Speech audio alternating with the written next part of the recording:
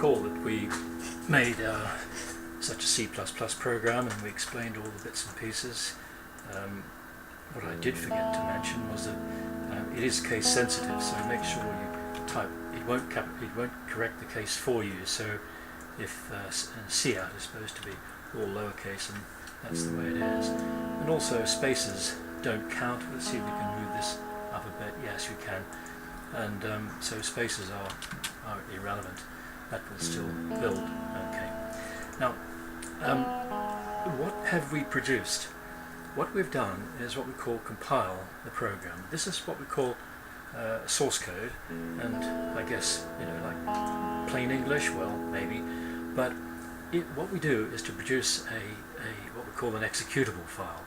It has the same name, exp1, and it's got an exe extension on it, which means it's an executable file which will actually run and work. I'm going to try and find it. It's not always that easy to find. So what I'll do is just take a look and just make a dummy save here. Save this file as, and just note up here, I've got a feeling it's in this debug folder here, so, or maybe not, I think it's the other. There's more than one debug folder.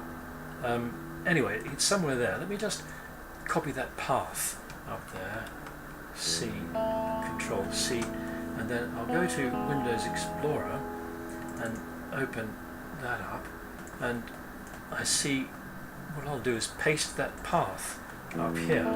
So and let's see where that takes me.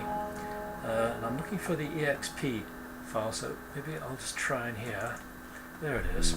Okay, so it's exp1exe is the file that's being produced. Now, this is a standalone executable. Indeed, we could actually run it from there. Let me just get rid of this stuff here first.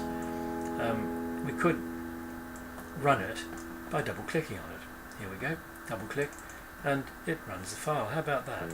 Runs the program. Just to show you that it is standalone, I'll drag it onto the desktop and then just double-click on it here, and there you go. It's a standalone executable. So this is the end result, if you like. Let me just plonk it back in there again. Now, what I'm going to do this time is to open it up using what we call a binary editor.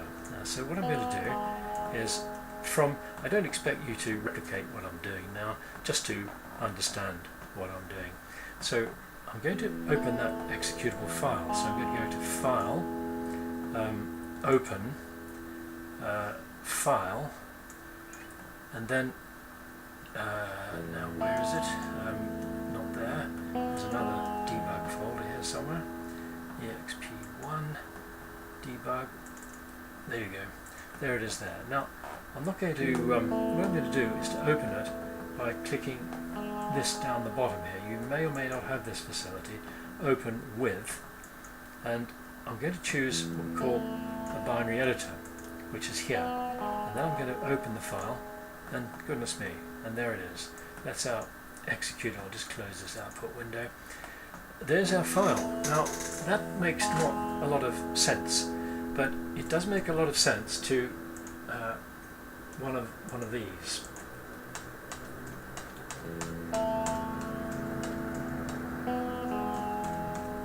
That is to say, the microprocessor. If I can find it, here we are. Here's it. So this is our microprocessor, and this in fact is the same. This is what we call the executable code. It's in a compiled form. This is actually what we call hexadecimal. Hexadecimal is just another way of writing numbers, if you like. It's a shorthand way of writing it, which suits a computer. For example, if you look at that 4D, I know for a fact, I could explain why, that represents the number 79, the ordinary old number 79. Now, okay, we're taking a leap forward because 79 can be represented in binary as 0, 1, etc., etc. I could explain all that to you as well. But for the moment, this is what the end result. Now, this is the end result of that which actually talks to this microprocessor. So, indeed, you could say that it's got 5 volts on this leg, well, there's no volts on the first leg, 5 volts on the second one, and so on. So 5 volts represents 1, and no volts represents 0. Now, all of this is a bit of a to-do. Don't worry if it's not making all that much sense, but the point I'm trying to make is this. What we've got here is the executable file which was produced, and it's readable only by the microprocessor. It doesn't make any sense whatsoever. Well, there's a bit of text in there you can see, which is for the programmer's information, but by and large this is meant for the microprocessor, and it's called an executable file, and it's what we call, it's produced when we compile our source code file. So you can compare the two of them really. There's our if I go back to here, see, this is my, by the way, you see that little asterisk up the top there? That indicates that the file has not yet been saved, and if I save it you'll see that that disappears.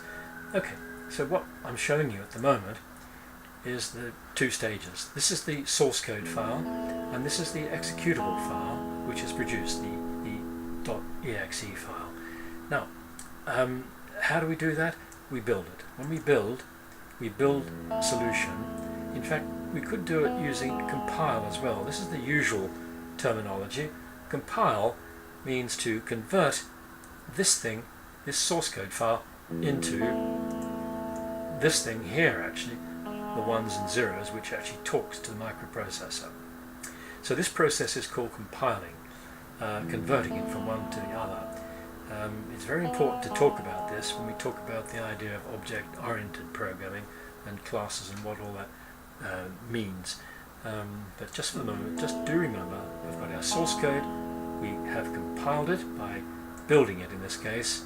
Now, build it really means when you compile more than one file, and in fact then you link them together. But for the moment, the compiling is when you just deal with one source code file. But building will deal with more than one. But compile is usually what we talk about, compiling from source code into executable code.